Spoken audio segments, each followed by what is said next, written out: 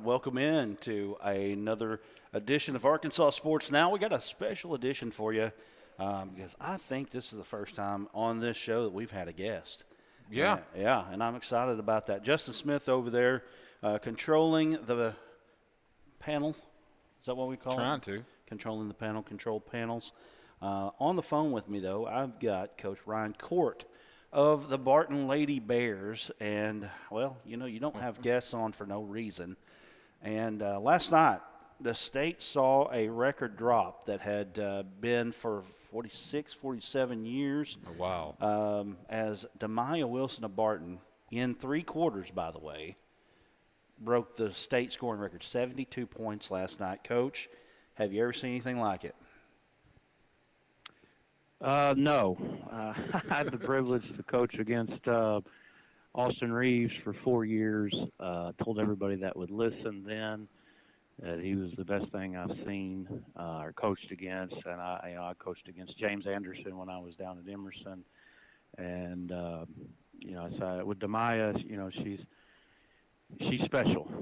She makes me look way better than what I am. So, she's fun to coach, and she's just a natural. Yeah, it's wild, man. I mean, you're talking – I looked at your post, and she had 30 points in the first quarter. She had 55 at the half.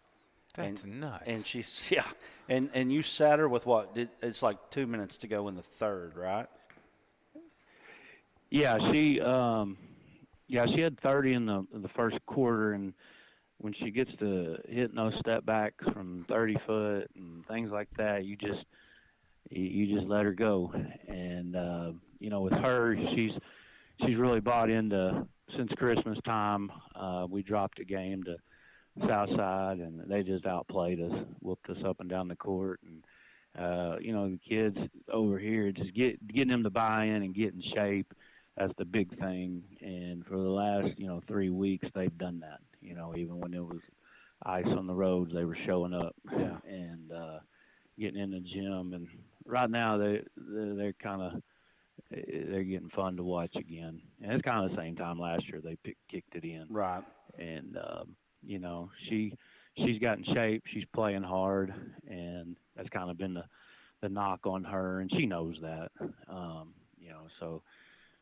But she's really fun to coach, along with the rest of the girls. You don't get 72 without having teammates, understanding, what's going on. Right. And when she had 55 at half, you kind of like, okay, it's 17 more. And, she had 55 in 3 quarters at England. And, David Mackey is a friend of mine. And, I could have let her break it then. And, man, my home fans were on my tail, but we try to have some sportsmanship. We're blessed with a lot more talent than the teams in our conference right now, and we understand that can be easily flipped. And so we always generally extend our AAA mercy rule to we either start running at the end of the first quarter or at halftime. And last night it ran. It's about 4 minutes left in the second quarter. They started running it. Yeah. And, which is fine. We don't want to get kids hurt and, things like that. And, we also want to have some empathy, too, for the opposing team. So. Sure, yeah. I mean, you're just looking at your scores here. You talked about getting locked in. I mean, you got 94 last night. You got 67 the night, the 23rd, right before the snow there. 68, 60, 76, 67, 72, 65. And what was the game that Demaya had 55? Which one was that? That was the England game on the road there. Around the January 15th maybe. Right. Yeah. I mean, you're talking about 72 in 3 quarters with a running clock, a actual clock, and a playing the whole game, and she might get 100. Yeah, she could have got 100. I mean, she's like that. That's not a exaggeration at all. So she can do that. That is wild. I'm just saying that is wild. And you got a daughter that plays D1, so I mean, it's not like you don't know what talent is, right? No, I've been on the phone. I was on the phone last night with Arkansas. I've been on the phone with UALR. I've been on the phone with UAPB for quite some time. And Coach Leak down there is doing a phenomenal job, and her and I coached together for a summer, and I think the world of what she's doing at UAPB, and now with this feat that Demai's done, she's more. She's out there a lot more, but there's been a lot of schools that I've been on the phone with, and having Jakira last year. Yeah.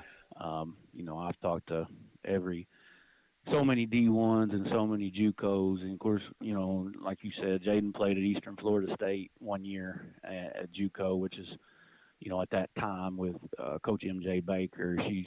She's now at Emporia State, but that was one of the best JUCOs in the country. One of her teammates starts for Kentucky, and they were first team all league, and so yeah, I know what it looks like, and I think these coaches understand I know what it looks like and what it's supposed to look like, and I'm kind of blessed and cursed in the same aspect. Right. So yeah, I've had several of them. Been blessed, have a lot of good talent. Got Desark tonight. That's at Desark, and then the rest of it, Kilp, Delta, Clarendon, and Cutter. And as you said, you kind of know where you're at as far as your conference goes. You got a little bit more talent than everybody else does. But regional-wise, what does the regional look like for you guys? Well, of course, Southside B Branch, who kicked our tail already. Mount Vernon's playing really good, and I mean, I'd like to think Adam Carlton winning 2 state titles. He knows what he's done. Right. And then Tim Hooten at Clipman, he knows what he's doing. And those 3 teams, I think, have been playing good ball and been competing pretty good with each other. I think maybe Quitman went to Mount Vernon before the the snow hit, and I think it was maybe 4 or 5 point game. I know Quitman's had some sickness and dealing with some injuries and things, but they'll be there in the end. And I think there's some other teams. Bigelow's always good. They're really well coached. I was really impressed with their coach last year. And there's some other teams I think could sneak in.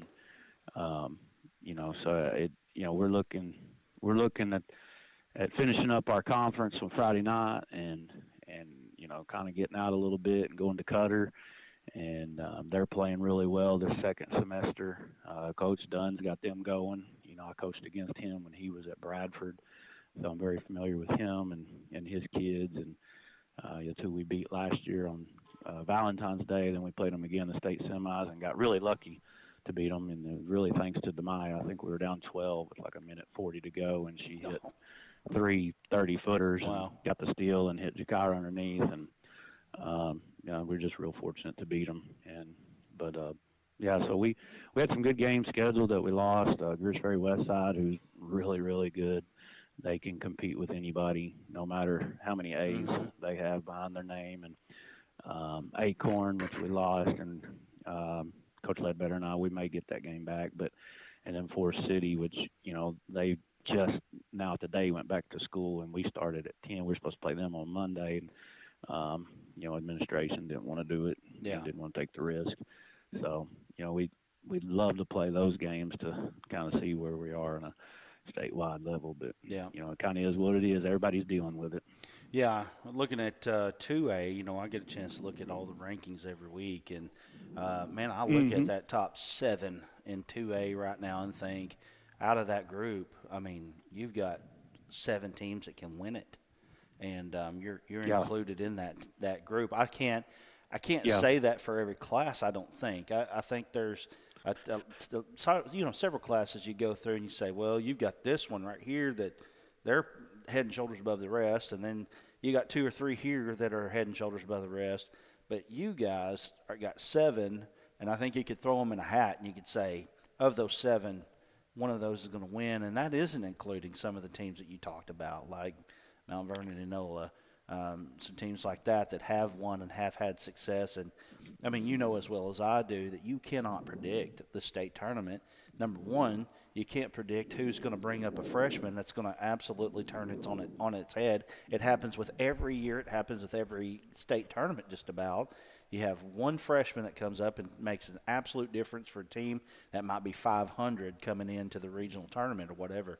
So it's hard to predict that way, but looking at it as it is today, I think that you guys and 6 others in that class have a real shot at winning it. You're absolutely correct. I mean, and I think a lot of coaches across the state would say that 2A is the deepest of good teams. Now, would I say that I'm not, me, I'm a straight shooter. You've known me for a long time, and I'm not going to sit here and say, is there a Melbourne? No. When they had Lawrence and McCarn and those kids, or, even when, Adam, look what Desi McCarty's doing at Arkansas Tech. Right. Look at the Raby girl at Henderson. I mean, he had the Pearson girl, and they were just loaded. Now, ICC last year when David moved up, his ninth grader, the Skidmore kid, he had 5 kids out there that could put the ball in the hole. Mm-hmm. I don't know if anybody's got that across the board, but your rankings, and I know you've got a lot of experts across the state that kind of tell y'all how to rank and what where they're supposed to be. I always get a kick out of reading the comments. And I don't think look at you're them. right. I get a kick I out don't of blame him too, you. Coach. Well, Justin, I know you do, but here's the thing, everybody's a coach. Just ask them. Right. And it's funny, but anyway, you're right, and it's not just those 7, and it because if you called Schaefer down at Poe, and if you called Timms over at Riverside, or Hooten, or Mitchell Wilson at Sloan, and if you called Will Stewart at Derrick's, or Josh Ballard at Southside Beaver Ridge, they're all going to tell you the same thing. Yeah, we're good. We got a good team. We're blessed this year, but there's teams like Acorn, BIC, Mount Vernon, EPC, Tuckerman, Washita. That lady's Coach Newsom has done a heck of a job. I mean, there's teams just sitting there like they can beat you too.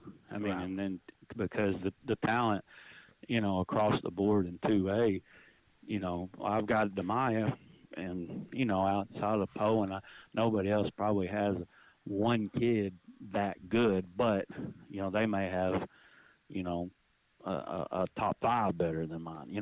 That will all be determined here in the next month and a half. But you're right. There's other teams in that 8 through 14 range that they can beat you too. You better show up and play, and or that can happen. So. What is all this? You've got on a poll right now on high school. He says, "Should Brad wax his head?" Use the new please. wax. Good Lord, help us. Anyway, man. Well, listen. Yeah, I know you got to get ready. I know that y'all are leaving at 2:00 to go to Des Arc.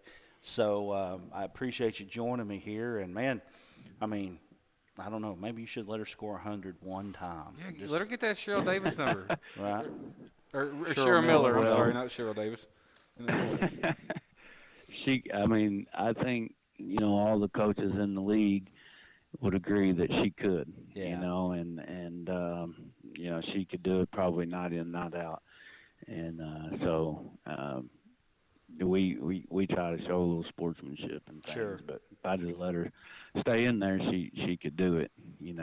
But got to have some meaning behind it. Right, for sure. Well, man, thanks for joining us, and keep us afloat. Keep us knowing what's going on over there at Barton, and we're looking forward to seeing what happens in the postseason. Yep, appreciate you having me. All right, man. Have a good one. You too, brother. All right. Bye-bye. Coach Ryan Court of the Barton Lady Bears has historic night over there in Barton. He's a fun interview. Good guy. 72 points. 70. Just nuts. Look, I saw it in the middle of the boys' game. I was like, you got to be kidding me. When I was Yeah. watching Papato last, I shared it immediately as soon as I saw it. Yeah. It's like, that's spectacular. Yeah, it's something. It's something for sure. And look, she is, yes, one of the best players in the state. The girl from Farmington, I can't ever remember Easton her name. McCullough. Easton, yeah. She's had a heck of a season too, and then she just, they were battled out, they each scored like 50, 52, 54 in like 2 or 3 games there in a row, and then she drops 20 more. It's just nuts, man. I've never seen anything like it. Oh. A couple games that I've been a part of, this is a long time ago, but I watched Corliss Williamson drop a Cyclone record back in 1992, I think. Yeah, I was No. That's wrong. 91. He dropped 52 against Hot Springs, which was a Cyclone record to that point. And that Hot Springs team was really good. They had a guy, oh gosh, what was his name? Dobbins, Montrell Dobbins. Played for Hot Springs, played at UALR, had a really good career at UALR. Corliss put 52 on him. Yeah. And that was wild. But then the Mackey kid from Baptist Prep, McBride, they called him Mackey. Isaac McBride. Mike Anderson called him the wrong name, and he called him all those names that I just called him. Mike Anderson was here, and this was a big deal. Like the people in the state were wanting this kid, and he called him everything but his name. And it really was a strike against Mike Anderson. I just called him everything that Mike Anderson just called him, or did call him. Well, you had to drive that point home. It's okay. Right. Anyway, I watched him score 61. That's the most I've seen anybody score in a game, all the games that I've ever covered. And he scored 30 in the fourth. And that game they played Russellville. Of course, Baptist Prep is school population wise, Baptist Prep is a 2A school. Yep. Now, you can talk about all the advantages, disadvantages that private schools have, whatever. We were playing. They were my conference when I was in high school. They actually played Pottsville the night before. That was a very good Pottsville team. They beat them 66-64. Well, Russellville, believe it or not, that game actually started the run for Russellville. Russellville won the 5A West 4 years in a row. That game started that run. They were down 20 to Baptist Prep, came back and won the game. But McBride had 61. They go into overtime, and I say that he had 61 in the fourth and in overtime. He had 30 in overtime. 30 in fourth quarter. and overtime. There we go. Get it out. Okay. But I watched him. He shot a half-court shot at the end of the game. It rimmed out. If he hits that gives him 64 for the night. No. I'm wrong. He had 58. He gets 61 on the night with that three, and then if he goes to overtime, he gets 70. But you're talking about what Wilson did. They just said that they were running the clock in the second quarter at 4 minutes to go. So you had a continuous clock for what is it, 12 minutes? Well, it would be something like that. No, it would be 20 minutes of the game. They had a continuous clock. 32-minute game, they had 20 minutes of continuous clock. So you scored 72, sat on the bench for about – and it last 8 minutes, 8.5 minutes. Well, 9 minutes and 46 seconds. I think 9 minutes and 42 seconds she sat on the bench. Now, you want to talk about scoring.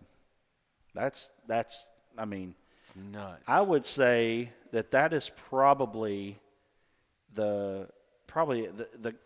the greatest scoring game in Arkansas history already. But I'm talking about overall, that's probably the greatest scoring game in Arkansas history just because of the time. Yeah.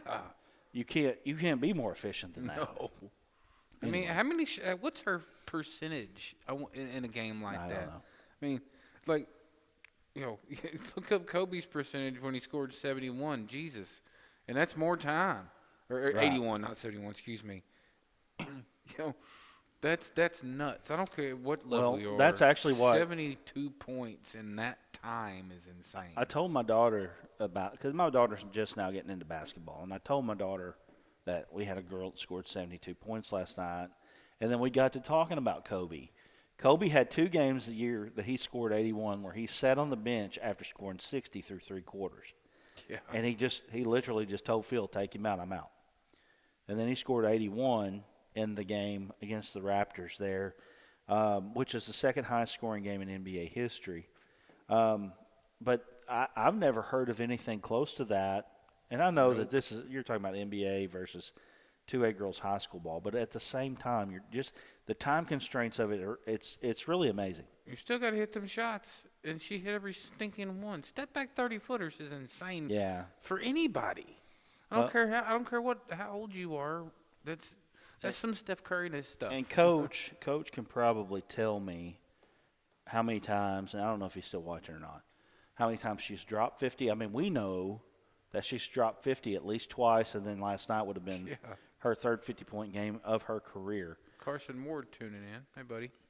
But how many games has she dropped that much? I don't know, but I bet you the way she's playing right now, I bet we see another one before the year's up. Maybe not 72, but maybe a 60 or a 50 again. And I appreciate Coach's sportsmanship. I do. That's commendable and respectful. Just once let her rip, Tater Chip. Don't take her out. If you make it this, especially make it to the state championship game. If you can make it that far, don't stop. Put your foot on the gas and let it go. All gas, no brakes. Man, I'm not talking about Chad Morris. All gas, no brakes. One thing he is right about. That 2A girls is tough. It is, yeah. It's tough. It's going to be a challenge for them to get to the state championship game. As good as she is, it's still going to be hard. I'm doing this off the top of my head. I could probably go and look it up, but Poen has no losses. Riverside has 2. Sloan Hendricks has 2. And I sat there and looked at both of those teams. They're literally the same team. I know, and it's funny because he talked about the comments. I'll go look every once in a while. But those two teams, I'm telling you right now, if you get a difference between those two, it's literally a split hair. Yeah. So they got 2 losses. One's 27-2 as of the rankings. One's 24-2. And Sloan's got home court advantage in state tournament. Quitman is also in that region, just like he talked about. They are like 24-2. Dirks has got more losses than they have, but they also dealt with the injuries early. Mm-hmm. Dirks is a young team. They're like I don't know. They're probably mainly sophomore-led, I think. Pretty sure. They're number 5 right now. I believe Dirks in the next 2 years will get them a state championship. Southside beat Barton. That's one of the reasons why Barton is where they're at. I mean, and Southside they've got 1 loss, I think 2 losses, something like that. Barton's got 1 loss, sitting at number 7 in 2A. Yeah, which is nuts. 1 loss, and they're sitting at number 7. Which, again, I'm going to tell you, you take those 7 teams, throw them in a hat, pull out a name. We might even try it before the state tournament. I may literally put names in a hat of the teams that I think might win it. Pull the name out of the hat, see if we're lucky enough to get it. I can see that. That would be an interesting thing. I mean, it's just the truth. Right. The 2A is just stacked deep in the top 10. Like I know Coach Sloan Hendricks, Coach Wilson. He's great coach, great guy. He's got the team rolling. Right. I mean, just they're doing so. Everybody in that 2A is just doing a really good job. Good luck getting out of regionals. I'm telling you right now, you're going to have a team that's going to move up some kid that has just been blowing the junior high completely up, and then screw all this up for us. And I'm telling you, there'll be a team that will be in it that will at least be a threat in the state tournament. They may not win a game, but the first game they play in the tournament will be tough because this freshman moved up. I remember. It's a long time ago now, 2002, I believe. I'm fairly certain of it now. But Buffalo Island boys, they made a run there. I think they won 2 or 3 straight. And they had a kid named Brandon Ballard and the coach's son. What was the coach's son's name? Somebody can probably tell me. Anyway, the coach's son was actually 1 year younger than Ballard. But I remember Ballard coming up as a freshman. BIC was like a 500 team. And I think they won their first game in the state. They shouldn't have won it, but they won it because Ballard was that much better than everybody else was. Yeah. As a freshman. And then they start making their run after that. And like I said, I think they won 2 or 3 in a row. Brooks Taylor, that's it. Who said it? Chris Roberts, thanks for info, buddy. Yep, Brooks Taylor, that's it. And those 2 guys right there were an unreal duo. I mean, like, I have never seen, and maybe the two Barton girls he was talking about, Jakira and Demaya, those two were like this, where you could see one of those kids score 50 points in a game, or they might both score 40 in one game. Yeah. I Good mean, luck. Right. You couldn't beat them. Look, we've seen firsthand in 3A State a couple years ago what a ninth grader can do. That young man from Rivercrest. I can't remember Yes, his yes. name. My gosh, he was cold-blooded. Right, Just right. came in and dropped, what, 30 a game in the first 3 games, basically? Yeah. And, it was nuts. He I'm went completely crazy. drawing a blank, and I should know. I mean, I've followed the kid forever. Yeah, I just can't remember his name. He should be graduating this year. He is, and I think he's actually trying to play football. Good for him doing that, too, because he was a good football. Well, he tore his ACL in football. Jaden Young. Yeah, that's it. He tore his ACL in football, so he's not even getting to play basketball. He was electric in that state tournament. Yeah, Electric. Oh, my gosh, he was so good. And I'm going to tell the story now because, I mean, it's 4 years ago. But they played Episcopal. Episcopal was a team that was supposed to win the dadgum state tournament that year. They played them in the first round. They were a 4. Episcopal was a 1. They had Buda Harris as well, Rivercrest did. Yeah. And they still have him. I mean, that was a big-time group of freshmen. I'm shocked that – And they've been playing together since the second grade. I'm shocked that they're not going to win a state championship in basketball. They were – Yeah, that's they how good, were, that's how deep the 3A is. Well, I mean, they've kind of fallen off. They've had kids move away, that sort of thing. But they had a freshman and sophomore group in that tournament that were phenomenal. They were phenomenal. They ended up in the semifinals, but they played Episcopal. Episcopal had the Robinson kid, Kellen Robinson. And Kellen, I mean, went up. He went to Bryant. He ended up like way high on the scoring list in the state. Mm-hmm. Episcopal was not supposed to lose that game. They were supposed to win, go through, probably win the state championship. That was they were the favorite for that. And Rivercrest handled them. Yeah, and the coach, we're getting rosters before the game, and I was like, hey, coach, can I get a roster? And I forget what I said. I said something about the next game. He said, no. I said, if you win, we want you to come up. He said, we're not going to win. He said it. He was like, we're not going to win. And I was like, what? The Episcopal coach said that? No, the Rivercrest coach. I was about to say. Rivercrest coach. He said, that we ain't going to win. Now, you know how that is. Yeah. I mean, coaches are what they are, but he did. He said, yeah, we ain't going to win. We're not going to win. I'm like, so, time out from basketball for a second. I saw this piece of info slip by. Perfect Game has the best rated baseball team in Arkansas as Valley View. Yeah. They are a baseball factory over there. Slade Caldwell played over there 2 years ago, and he's running up the Diamondbacks organization, was a first-round pick. So, I mean, they're pretty good. Yeah, Chris, thank you for Brooks Taylor. That is correct. That was he was phenomenal, and so was Ballard. They were two great players. Really good were. players. Tough Anyway, combination. Let's get to what's going on right now. Just looking at scores, I mean, that's really all we've got right now. Try to look at some results. On the boys' side, one on Monday, a little bit surprising. Southside, B Branch, beat Mount Vernon and NOLA. Mount Vernon and NOLA has been in the top of our rankings for quite a while, but I've known Southside's been right outside of the top 10. They may be proving that they're top 10 worthy there. That's a good win for them, a real good win. Absolutely. Looking down here, seeing anything of consequence here. Cedarville, Mansfield. Mansfield beat Charleston by 2 on the boys' side. I need to check that girls' score, by the way. That was the 2 top teams in that conference. Hector beat Hackett, and you saw the dunk, right? Oh, yeah. If you haven't seen it, go to our page right now and just scroll down just a little bit there. Grayson Mulder just absolutely obliterated somebody. Yeah, he did. Two-handed dunk.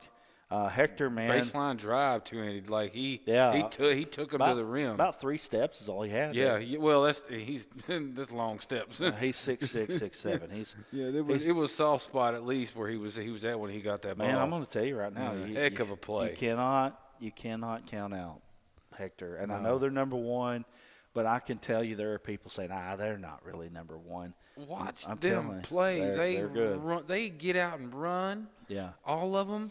Oh, yeah, They if you run. look They at- run 5. If you look at their scores, 70 is about what they put up every Yeah, game. I mean, and everybody's getting it. right. You know, Winston Hull, that kid, he just keeps getting Yeah. better and better, in my opinion. You know, they all are. You know, they've been playing together since 2nd grade. Yeah. Like they gel. I mean, we've talked about it. They very well could be the best team Hector's ever had. They're gonna have to win a state title to get that from me. And yeah. even then, it's still it's a tough That's question. gonna be hard. It's gonna be Well, hard to give it up because I played against that I'm team. an I know old- how good they were. I'm an old head, number one. Yeah, me so too. I probably lean to the older teams But just because. I want to hear what Ben has to say, because if Ben gives them the nod, at the end of the season, and knowing him, he probably will. But So if you don't know what we're talking about, number one, Hector went to the it's on our post that we made today. yeah, we talk about it often. Hector went to the state championship in 2002. They played Poen. Poen beat them twice that year, both on last-second shots. Yeah. Poen ended up being 39-0, and I think that was the last 2A team to ever finish undefeated. Maybe Yeah. I'm wrong about that. Don't quote me on that. But 39-0. And after that game was done, after Poen beat Hector, Ron Crawford, great basketball guru in the state, he talked about how that both those teams could have won 3A, could have played for 4A. Yeah. And at that time, he said they could have played with some of the 5A schools as well. 2 unreal teams that played each other. Well, now Hector, 24 years later, is a team right now that they're having their best year since then. The competition level, though, then versus now, I feel like was probably a little Yeah. bit higher. Plus, you had to make the state tournament. Then you had to win both 2 games in regional to Yes. get there, and it was just a hard road. And then they had to play Baptist. At that time, Baptist was phenomenal, and Baptist didn't even make state tournament that year. We had the toughest conference it in was- 2A. it was period. top- Nobody had it worse than we did. Just legitimately. Right. There were 4 good, decent teams. Good luck getting past district. Top 3 in that regional were the 3 best teams in the state that year. Yeah. Anyway, so Hector's got their best team since then. They're legit. I'm going to tell you. You better really not are. take them lightly. I'll tell you that right now. Not at all. White County Central beat St. Joe. St. Joe's been in our poll recently. White County Central's a good team. We saw them play. They had a little lull there in the middle of the season. Maybe they're coming out of that.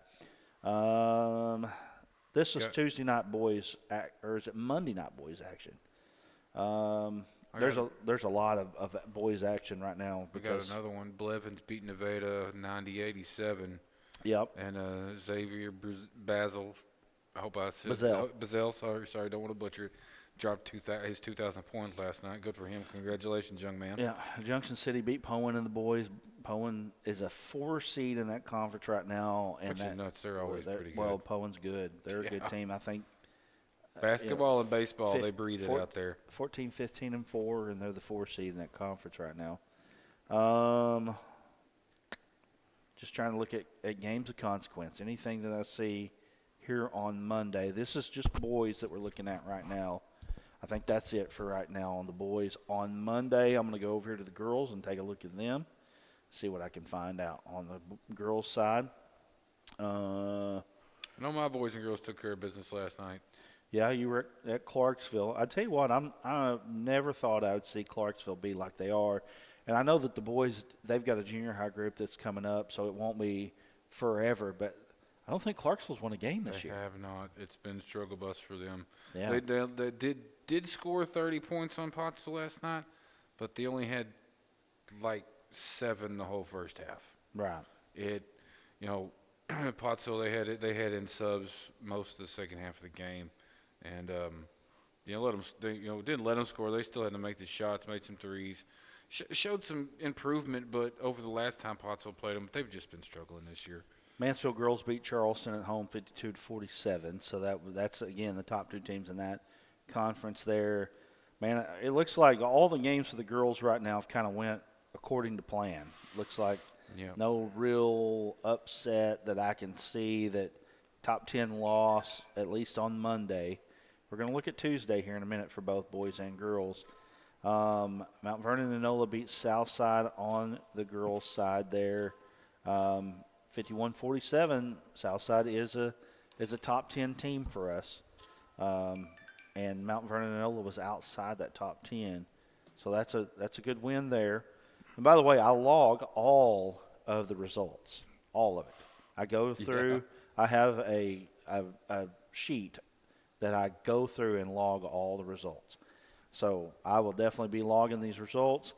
Monday, it looks like that was the only game that was kind of out of sorts there as far as top 10 losses. We're still on the girls' side here on Tuesday. Looking here, Jasper over Lead Hill, DeWitt over Rison. Just looking, and if you have anything in the comments you want to let us know, something that we might be overlooking or hasn't been reported, by the way, that does happen. I think it's reported very, timely manner. Yeah, I'm not seeing anything that's crazy. I just sent you something. Yeah. And it just cracked me up, and I'm sorry I had to get it off my chest.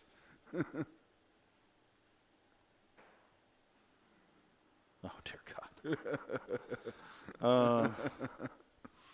Let's see here. Dardanelle over Ozark. I don't see anything. It looks like everything kind of went according to plan on the girls' side on Tuesday as well.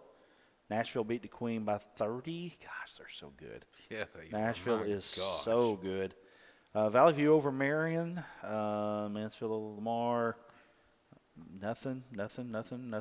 Don't see anything. Lamar boys beat Mansfield boys, though. They did. Lamar boys coming back into shape, I think. Yeah, they're healing up nicely. They're going to be a tough out, I think, for somebody. Yeah, I'm not seeing anything on the girls' side on Tuesday either, so nothing there. And so let me see on the boys' side on Tuesday. I'm just trying to get something here that was worth mentioning. Crowley's Ridge, who jumped up into our top 10, they got a 4-point win over Armorel. Looking here. Oh. What? There's one. Number 1 Jasper in 1A went down to Lead Hill at home. They lost Lead Hill at home? Lead Hill beat them 64-53. Lead Hill is a team that when I've looked at the rankings, I've had a hard time figuring out where to put them. Because if you look at their wins, number 1, they got 2 wins. They got 2 big wins, one over Flippin and one over Bergman. Now they got 3 big wins. That's a huge win. Jasper hadn't lost in a long, long time. Their last loss was at Pottsville. I think so. I think it was, and that was in early December. Yeah. Wow. Yeah, that was a big win. Yeah. Okay, so Nevada lost, Jasper lost. Right. So that changes the 1A's. But 1A ranking's going to move. Earl, Blevins, and Lead Hill. Basically. I mean, we're close. Yeah, maybe switching. I mean, that loss at home is. I mean, it's definitely tough. something to factor in when you're thinking about it. St. Joseph boys over Quitman. What's Jasper? What's Lead Hill's record? How many have they lost? I think they've lost 5. Lost 5. Yeah. Earl, they've lost? Earl, I mean, as long as Earl wins, they go back up into the number 1 spot. Yeah. Let's see here. Might have to drop Jasper just to 3 then. Yeah. Ozark beat Dardanelle again at Ozark, 57-49 there. I'm telling you right now, that's a better game than a lot of people give it credit for. That's a good 2 solid ball clubs there. I'm telling you, another solid ball club that I don't know if enough people are talking about it. Shiloh Christian's good this year. Really, yes, they are. Really good this year. That 4A West Regional is going to be tough. Yeah, it is. And having to go to Northwest Arkansas for these River Valley teams is going to be tough. Morrilton over Pulaski Academy in the boys. That was 68-52. We moved Morrilton up. That looks good. Jonesboro over Cabot, Buffalo Island. Nothing. Warren over Monticello. I mean, there's 117 games last night. Let's see here. Drew Central over Dumas, 46-38. Dumas, down year this year, first time in quite a while. Flipping over Cave City by 16. Fountain Lake over Malvern by 5. That was at Malvern. Parkview over Maumelle by 35. We got Parkview at number 1 in 5A, and I don't think anybody else does. I wonder how that will play out. Come nobody's voted in the poll. Huh? Okay, I haven't got any votes on the poll, dang it. Let's see here. Not seeing anything on the boys' side here. As you said, Lamar beat Mansfield. Farmington beat Salem Springs. That's a good win. Yeah, it is. It's a good win for Farmington on the boys' Both side. Farmington teams won pretty good. Farmington girls put up 93, I think, something like that. Yeah, they're good. Mayflower. I'm glad they're 5A now. Mayflower, yeah, they're really. I mean, when they were in the 4A, they were basically unbeatable on Yeah. the girls' side for sure. Anyway, I think that's it. I know that I'm kind of rambling through those results there, but I didn't see anything that really too much that really popped out. But there were a few there that really are going to change the rankings up a little bit. And man, there's just so many good performances going on right now, and teams are playing. It's really starting to feel like postseason time once again. I mean, these teams are rounding in shape. I think everybody's starting to play their best basketball. Dude, I'm telling you, there's nothing. I love football. I really do. I love football. But there's really nothing like postseason basketball. No, it's so much fun.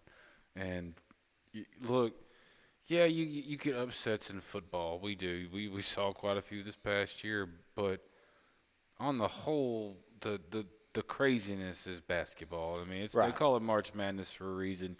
You never know what's going to happen. You never know who's going to be hot. Especially, we've talked about it, you never know what ninth grader is going to appear out of nowhere and just run your table. Yeah. It's going to happen. We're going to see it somewhere this year, and I'm excited about it because we 4A and 1A this year we're going to be doing, helping out with 1A at least, and going to be a lot of fun. Just great basketball across the state this year. It's just nuts how good and deep these classifications are.